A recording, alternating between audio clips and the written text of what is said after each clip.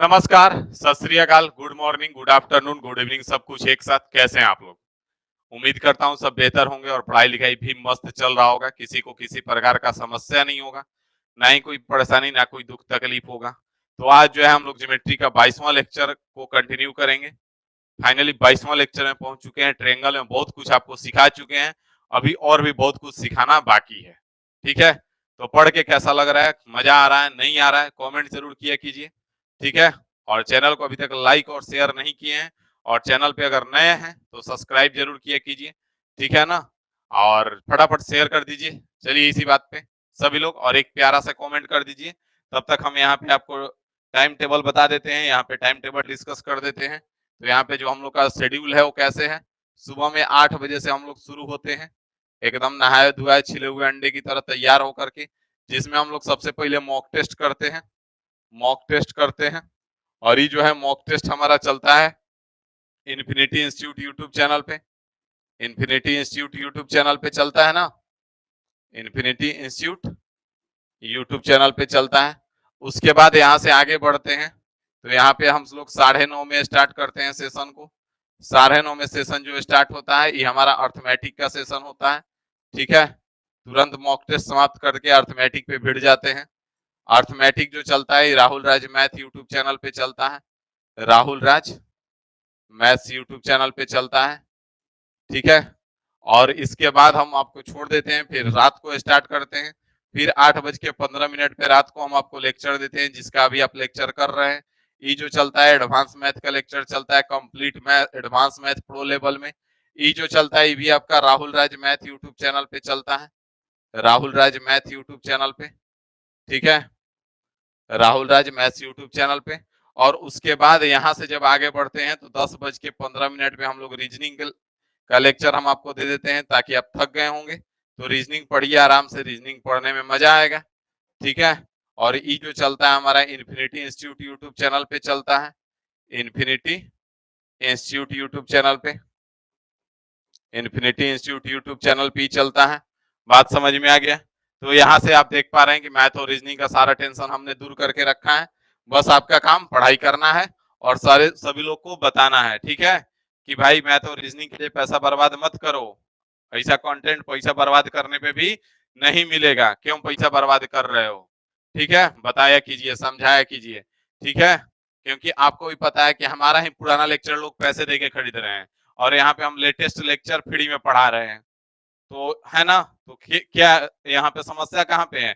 लोगों को जानकारी नहीं है, और लोगों को जानकारी कैसे होगा? आप बताएंगे, सभी लोग को, दोस्तों को बताएंगे, समझाएंगे, तब पता चलेगा। समझ में आया? तो इसलिए बताया कीजिए। चलिए आइए हम लोग आगे स्टार्ट करते हैं। 130 तक क्वेश्चन कर चुके थे, 131 नंबर क्वेश्चन यहाँ पे आपके स्क्रीन पे है। इसको सबसे पहले हम लोग करेंगे। ठीक है ना, तो आइए देखते हैं क्या कह रहा है।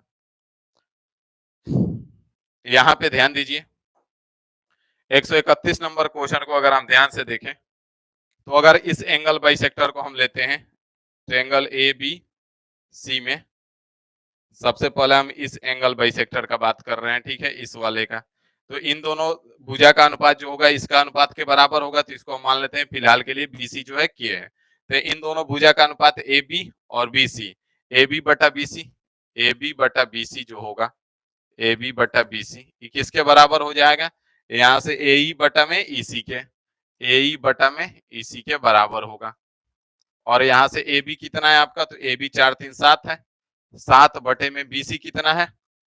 बीसी है सर जी, बीसी के है, तो बीसी के बराबर में ए ई कितना है? तो 5 बटे में x हो जाएगा, 5 बटे में x हो जाएगा। इसको इक्वेशन 1 मान के चलते हैं।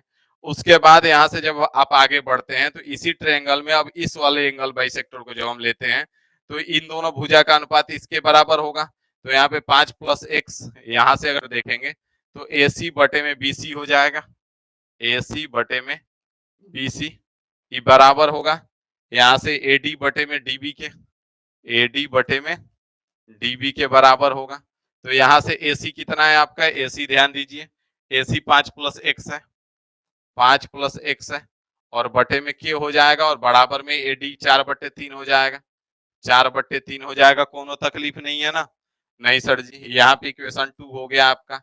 इक्वेशन 1 और इक्वेशन 2 के बाद यहाँ से कुछ नहीं करना है, इक्वेशन 1 को डिवाइड कर दीजिए 2 से, 1 को डिवाइड कर दीजिए 2 से, तो यहाँ पे जब डिवाइड करेंगे तो 7/k बटे में हो जाएगा, तो यहाँ पे 7/k है और इसके नीचे जाएगा 5x प्लस बटे में k, तो हम गुना कर दे रहे हैं डायरेक्ट k बटे में 5 प्लस x हो जाएगा, उल्टा हो जाएगा, बराबर में इधर 5/x है, 5/x है ना, और इसके नीचे में होगा 4/3, हम उल्टा कर दे रहे हैं यहीं पे गुना, 3/4 हो जाएगा। कोनो दिक्कत है?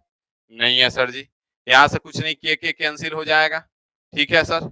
यहाँ से ऊपर में 7 और नीचे में 5 प्लस x होगा और इधर 4x, तो 7 चौक 28x हो जाएगा, और यहाँ से 5 3 15, 15 5 75 और प्लस में 15x होगा ना, कोनो दिक्कत है? नहीं है सर जी। तो यहाँ से 15 इधर आ जाइए तो 28x माइनस का 15x हो जाएगा और बराबर में आपका 75 हो जाएगा। तो यहाँ से आपका 13x बराबर कितना आ गया? 75 आ गया। तो x बराबर कितना आ गया? 75/13 हो गया, और यही आपका आंसर हो जाएगा जो कि ऑप्शन ए में है। बात समझ में आ गया कि कौन प्रकार का तकलीफ है? नहीं है ना? आगे बढ़ा जाए, नेक्स्ट क्वेश्चन पे चला जाए। 31 के बाद 32 नंबर क्वेश्चन करेंगे, ठीक है? तो चलिए आ जाइए 32 नंबर क्वेश्चन देखिए यहाँ से क्या कह रहा है। 32 131 के बाद 132 नंबर क्वेश्चन यहाँ पे देखेंगे आप। 132 नंबर क्वेश्चन से पहले आपको एक्सटीरियर एंगल बाइसेक्टर थ्योरम जानना होगा। वैसे जो इंटीरियर एंगल बाइसेक्टर थ्योरम है सेम है इसका, लेकिन यहाँ पे हम आपको दिखा देंगे थोड़ा सा ताकि आपको क्लियरिटी आ जाए, समस्या ना हो, ठीक है? तो यहाँ पे ध्यान दीजिए, जैसे हम एक ट्रायंगल बनाते हैं,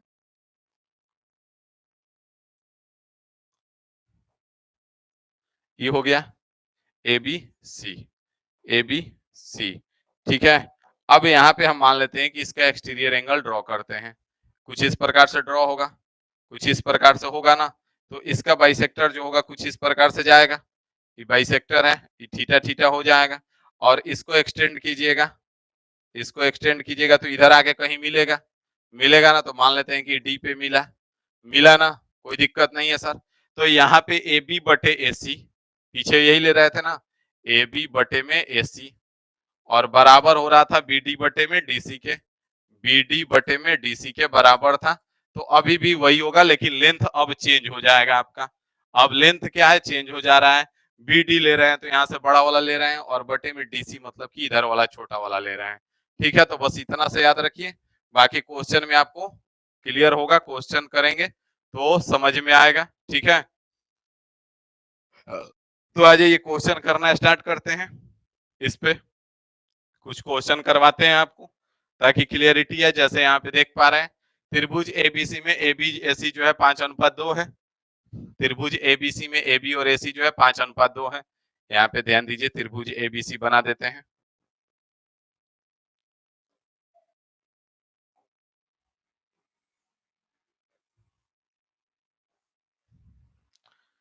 ABC बना दिए, ABC, ठीक है? और ये 5:2 है, 5:2 है, दिक्कत नहीं है सर।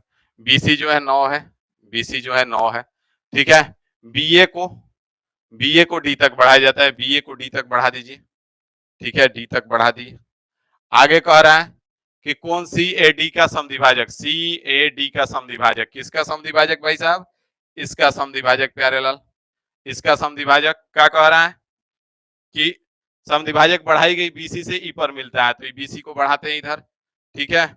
और इससे कहीं E पर मिला तो इस यहाँ पे मिला, समद्विभाजक ई थीटा है, ई भी थीटा है, कोनो दिक्कत है? नहीं है सर जी। तो अभी यहाँ पे अब आपको नाम से केवल नहीं याद रखना पड़ेगा, यहाँ पे देखेंगे कि ई दोनों भुजा AB और AC, और फिर B से D तक, और फिर C से D तक। तो यहाँ पे देखेंगे कि वही सेम चीज है, AB बटे AC, AB बटे में AC है ना, लेकिन नीचे वाला नाम चेंज है आपका, BE हो जाएगा, BE, और बटे में CE होगा ना। इसको मान लेते हैं थोड़ा देर के लिए कि x है। तो यहाँ से AB बटे AC कितना है? 5/2 है, और BE आपका कितना है? तो 9 + x हो जाएगा, और CE कितना है? तो x है। कोनो दिक्कत है? नहीं है सर जी। बस तो सॉल्व कर लीजिए, नहीं है तो यहाँ से 5x हो जाएगा, और बराबर में 9 दूना 18, और प्लस में 2x हो जाएगा। 2x को इधर लेके आ जाइए, 5x माइनस का 2x हो जाएगा, बराबर में 18 है। तो यहाँ पे 3x बराबर कितना आ गया? 18 आ गया तो x बराबर कितना हो जाएगा, 6 हो जाएगा, जो कि ऑप्शन सी में है और यही आपका आंसर हो जाएगा भाई साहब। बात समझ में आ गया, कोनो तकलीफ है नहीं है ना। तो इस प्रकार से एक्सटीरियर एंगल बाइसेक्टर आप देखें और समझ में आया आपको। आगे आ जाइए, देखते हैं इसको। यहाँ पे ध्यान देना होगा कि ए बी बटा ए सी ले रहे हैं, ई बटा सी ले रहे हैं।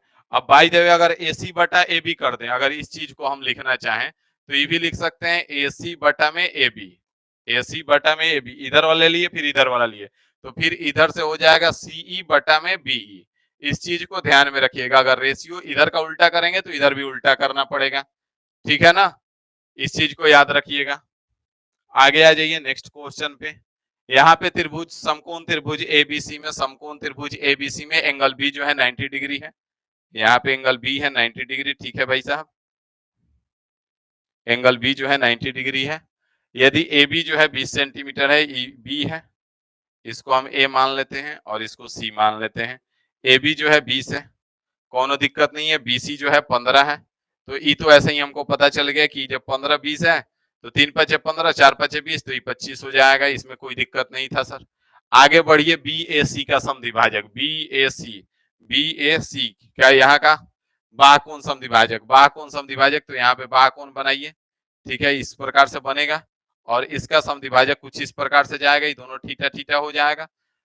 समद्विभाजक बिंदु डी पर सीबी के विस्तारित भाग पर मिलता है, सीबी को विस्तार कीजिए और डी पर मिला दीजिए, यहाँ पे डी पे मिल गया, ठीक है।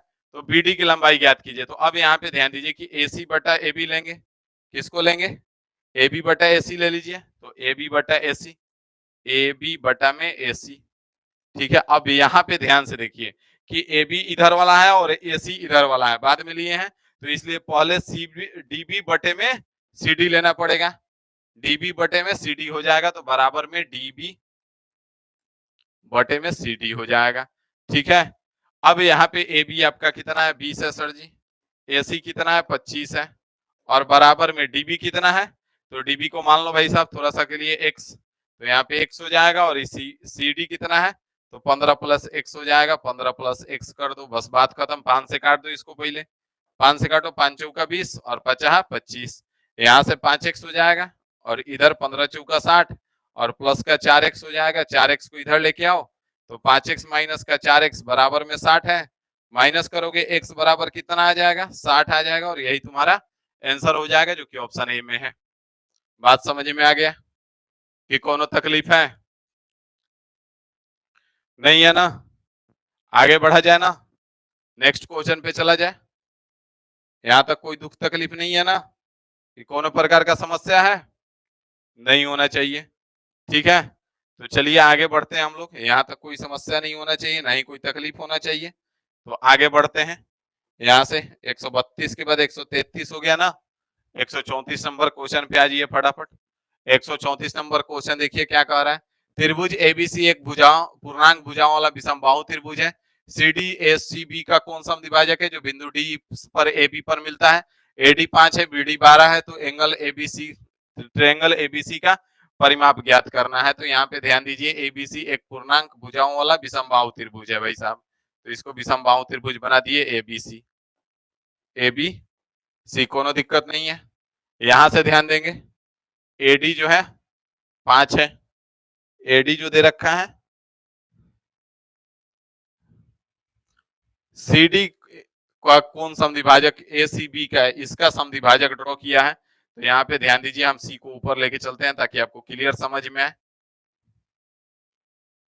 यहाँ पे सी रखिए, ए बी सी हो जाएगा, सी का समद्विभाजक ड्रॉ किया है, इसीलिए हमने सी को ऊपर कर दिया ताकि हमको समद्विभाजक यहाँ से खींचेंगे तो ई वाला ज्यादा समझ में आता है। तो सी डी जो है आपका कौन समद्विभाजक है, एडी कह रहा है कि 5 है और बीडी कह रहा है कि 12 है, ठीक है। अब यहाँ पे कह रहा है जब ये 5 12 है तो ई भी 5 और 12 हो जाएगा ना, तो ई रेशियो होगा। एक मिनट, यहाँ पे इसको ऐसे मत लिखिए, ऐसे लिखेंगे तो आपको समझ में कम आएगा। यहां से अगर ले ले हम तो ए सी बटे में सी बी हो जाएगा, सी ए बटे में सी बी बराबर होगा एडी बटे में डीबी, एडी बटे में डीबी, तो यहां से बराबर हो जाएगा 5/12, मतलब सी ए अनुपात सी भी कितना आ गया, 5:12 आ गया ना। तो इसको हम लिख सकते हैं 5K और इसको 12K। कोई दिक्कत नहीं है ना। तो इसको 5K ले लेते हैं और इसको 12K ले लेते हैं। यहां से हमको परिमाप पूछा गया है, तो परिमाप निकालना है। तो 5K और प्लस 12K कितना हो जाएगा, 17K। और नीचे 17 है, 5:12 17 हो जाएगा। ठीक है, कितना हो जाएगा, 5:12 17। तो प्लस में 17, परिमाप यही होगा, परिमाप यही होगा ना, प्लस में 17। ये क्या होगा, परिमाप होगा सर जी। होगा कि नहीं होगा, होगा भाई, ये परिमाप। अब जब ये परिमाप है, लेकिन परिमाप ऐसे दे नहीं रखा है, यहाँ के का मान हमको निकालना पड़ेगा। तो जैसा कि आप जानते हैं कि दोनों भुजाओं का अंतर इससे छोटा आना चाहिए, मतलब 5K और 12K का अंतर कितना होगा, 7K होगा। ध्यान दीजिएगा, यहाँ पे थोड़ा सा पुराना कॉन्सेप्ट यूज करेंगे। 12K माइनस 5K का अंतर 7K होगा। 7K जो होगा वो 17 से छोटा होना चाहिए, 17 से छोटा होना चाहिए। और इन दोनों का योग 17 से बड़ा होना चाहिए, मतलब यहाँ पे 17K। अब यहाँ पे अगर K का मान 3 रखते हैं तो 7×3 = 21 हो जाएगा, जो कि 17 से बड़ा है। तो यहाँ पे हम 2 रख सकते हैं, 7×2 = 14 हो जाएगा ना। एक भी रख सकते हैं, 7 एक कम 7 होगा, लेकिन यहाँ पे जैसे एक रखेंगे तो इधर 17 हो जाएगा और ये दोनों बराबर हो जाएगा, तो ये गलत बात है। यहाँ 17 से ही बड़ा होना चाहिए। तो यहाँ पे हम K का मान क्या रख सकते हैं, सिर्फ और सिर्फ 2 रख सकते हैं। ये 7×2 = 14 ही छोटा होगा और 17×34 बड़ा हो जाएगा। मतलब K का मान 2 मिल गया हमको। K का मान कितना मिल गया, 2 मिल गया। अब K का मान 2 मिल गया तो 17 गुना में 2 प्लस में 17 हो जाएगा। तो 17×2 = 34 प्लस में 17 बराबर में 51 हो जाएगा। और यही आपका परिमाप हो जाएगा, जो कि ऑप्शन बी में है। बात समझ में आया, मजा आया करके। आगे बढ़ा जाए, नेक्स्ट क्वेश्चन पे चला जाए। यहां तक कोनो तकलीफ नहीं है ना। तो चलिए नेक्स्ट क्वेश्चन पे चलते हैं फटाफट। 134 के बाद 135 नंबर क्वेश्चन पे आ जाइए। कह रहे यदि एक त्रिभुज की एक भुजा 7 है, इसका परिमाप 18 के बराबर है और क्षेत्रफल 108 के बराबर है, तो अन्य दो भुजाओं के मान ज्ञात कीजिए। अभी जो क्वेश्चन है ना, इसको करना पड़ेगा तुमको ऑप्शन से, ना तो लटक के रह जाओगे, जान दे दोगे, क्वेश्चन सॉल्व नहीं होगा, क्योंकि क्वेश्चन बढ़िया है।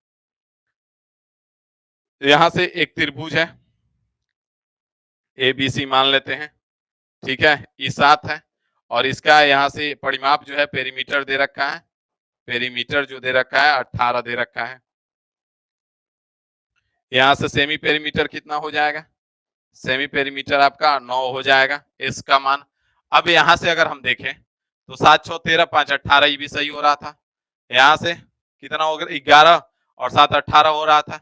7 4 11 7 18 हो रहा था। 8 3 11 और 1 11 7 18 हो रहा था। ये तो बात नहीं बना। तो यहाँ से अगर हम देखें तो एरिया बराबर क्या होता है, एरिया बराबर ट्रायंगल का एरिया बराबर अंडर रूट S इंटू में S माइनस A इंटू में S माइनस B इंटू में S माइनस C होता है, याद है। तो यहाँ से S कितना है, S जो है 9 है आपका, इंटू में S माइनस A, तो 9 माइनस 2 7 करेंगे 2 हो जाएगा। अब यहाँ से दो दो को वैल्यू पुट करो और आंसर निकाल लो।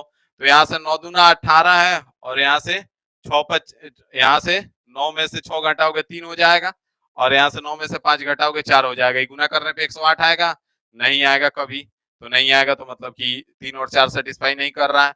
यहाँ से अगर इसको छोड़ लो, अभी यहाँ से इसको अगर उठाते हो तो 9 में से 7 घटाओगे 2 हो जाएगा, 9 में से 7 घटाओगे 2 हो जाएगा ना, और 9 में से 4 घटाओगे 5 हो जाएगा। 9 दूना 18, 18 दहा 180, जबकि क्षेत्रफल अंडर रूट 108 है, तो ये भी हमारा नहीं बैठा। तो यहाँ से हम भाई ऑप्शन अब डी को चेक कर लेते हैं। तो यहाँ से 9 में से 3 को घटाओगे 6 हो जाएगा और 9 में से 8 को घटाओगे 1 हो जाएगा। 9 दूना 18, 18 छक 108 आ गया, मतलब हमारा सेटिस्फाई कर गया। तो इसलिए भाई ऑप्शन यहाँ पे ऑप्शन डी हमारा आंसर हो जाएगा। भाई ऑप्शन यहाँ पे आंसर जो होगा डी हो जाएगा। बात समझ में आ गया, यहाँ तक कोनो प्रकार का समस्या नहीं होगा, नहीं कोनो प्रकार का तकलीफ होगा, ठीक है। आगे बढ़ा जाए ना, नेक्स्ट क्वेश्चन पे चले। मजा आ रहा है कि नहीं आ रहा है, फटाफट एक बार कमेंट कर दो जल्दी से, मजा आ रहा है कि नहीं आ रहा है, बढ़िया बढ़िया चीज सीखने को मिल रहा है कि नहीं मिल रहा है। आगे बढ़ते हैं, 135 के बाद 136 पे आ जाइए फटाफट।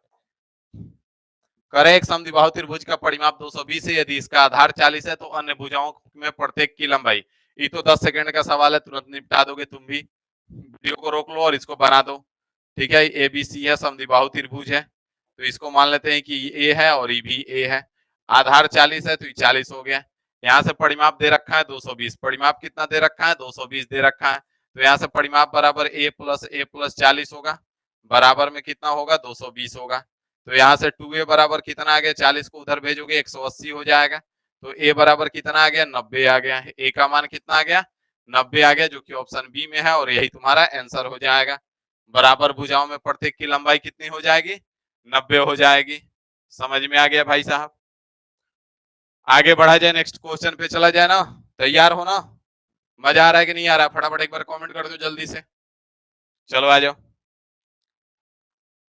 कह रहा है एक समद्विबाहु त्रिभुज एबीसी में ए बी बराबर ए सी है। ठीक है भाई, समद्विबाहु त्रिभुज बना लेते हैं पहले प्यारा सा। ए बी सी है, ए बी सी है, ठीक है। ए बी बराबर ए सी है, ए बी बराबर ए सी है, ए बी बराबर ए सी है, ठीक है। यहाँ पे कह रहा है कि एडी जो है बीसी पर लंबवत है। एडी क्या है, बीसी पर लंबवत है भाई साहब। एडी जो है आपका बीसी पर लंबवत है, तो एडी बीसी पर लंबवत है, इस एडी को ड्रॉ करते हैं। एडी जो है बीसी पर लंबवत है, यहां तक कोनो समस्या नहीं होगा, ना ही कोनो प्रकार का परेशानी होगा, ठीक है। आगे कह रहा है एडी जो है 8 है, एडी कितना है 8 है। अब यहां से परिधि दे रखा है 64, इसका परिधि दे रखा है 64। एबीसी का क्षेत्रफल आपको बताना है। अब एबीसी का क्षेत्रफल बताना है तो ये आपके बस का नहीं है, ठीक है। क्या नहीं है, आपके बस का नहीं है, अगर दिमाग नहीं लगाएंगे तो यहाँ पे ध्यान दीजिए कि यहाँ से 8 जब इसको देखे तो कोई ट्रिपलेट दिमाग में आ रहा है, कुछ पढ़े उड़े हैं, तो ई अगर 15 मान लेते हैं और इसको 17 मानते हैं, तो ई जब 17 है तो ई भी 17 हो जाएगा, और ई 15 है तो इधर ई भी 15 हो जाएगा। कोनो दिक्कत है नहीं है ना, क्योंकि समद्विबाहु त्रिभुज है, परपेंडिकुलर है तो बराबर भाग में बांटेगा। तो यहाँ से अब देखेंगे 17 17 34, अब 15 15 30, 34 30 कितना हो रहा है 64 हो रहा है। परिधि 64 सेटिस्फाई कर गया, मतलब बात खत्म। यहाँ से हमको मिल गया ई आधार मिल गया और ई हाइट मिल गया, तो त्रिभुज का क्षेत्रफल बराबर क्या होता है 1/2 गुना आधार कितना हो गया 30 हो गया, और यहाँ पे ऊंचाई 8 है, यहाँ से 30 15 12 में 15/2 120 सेंटीमीटर स्क्वायर आपका आंसर हो जाएगा। 120 सेंटीमीटर स्क्वायर, जो कि ऑप्शन सी में है। बात समझ में आ गया कि कोनो प्रकार का तकलीफ है नहीं है ना। तो चलते हैं आगे, आगे आ जाइए, परेशान ना होना है, ठीक है। इसमें कोई दिक्कत नहीं है ना, कुछ नहीं किया है, ट्रिपलेट को गेस किए हैं। यहाँ पे 8 दे रखा था तो 8 15 17 मिला, और इसको 17 यहाँ 15 यहाँ रख के सेटिस्फाई करवा लिए, तो 64 सेटिस्फाई कर रहा था, बस बात बन गया, ठीक है। आगे आ जाइए, यहाँ पे देखिए क्या कह रहा है, एक त्रिभुज के क्षेत्रफल की गणना करें जिसकी भुजा की लंबाई √2 √3 है और 2 √5 है। तो एक तो रास्ता है यहाँ पे कि आप विषम बाहु त्रिभुज मान के और एस निकाल के वहां से एरिया निकालिए, और दूसरा तरीका है कि इसको अगर हम चेक कर लेते हैं कि सबसे बड़ा भुजा ये वाला होगा, तो यहाँ से 2 √5 जो है 2 √5 का स्क्वायर जो है अगर बराबर आ जाता है √2 का स्क्वायर प्लस में 3 √2 का स्क्वायर का, तो हमारा क्या हो जाएगा ट्रिपलेट हो जाएगा, और ट्रिपलेट हो जाएगा तो समकोण त्रिभुज हो जाएगा। तो 2 दूना 4, 4 5 20 हो जाएगा, बराबर में यहाँ से 4 हो जाए 2 हो जाएगा, और प्लस में 3 3 9 9 दूना 18 हो जाएगा, तो यहाँ से 20 बराबर 20 आ गया। मतलब कि ये जो क्या है दिस इज अ ट्रिपलेट है, ये क्या है दिस इज अ ट्रिपलेट है ना।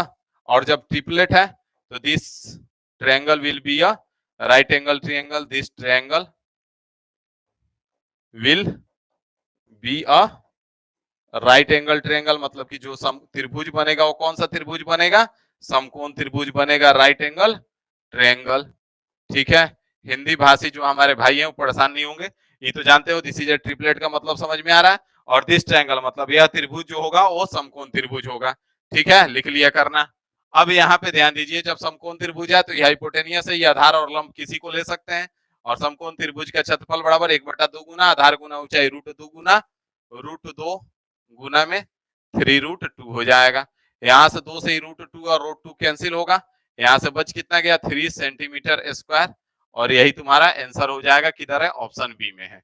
बात समझ में आई गयो कि ना आयो, फटाफट एक बार कमेंट कर दो, और कहो कि प्यार से बताई दो कि यहाँ तक कोनो तकलीफ है, मजा आया कि नहीं आया, आया ना मजा।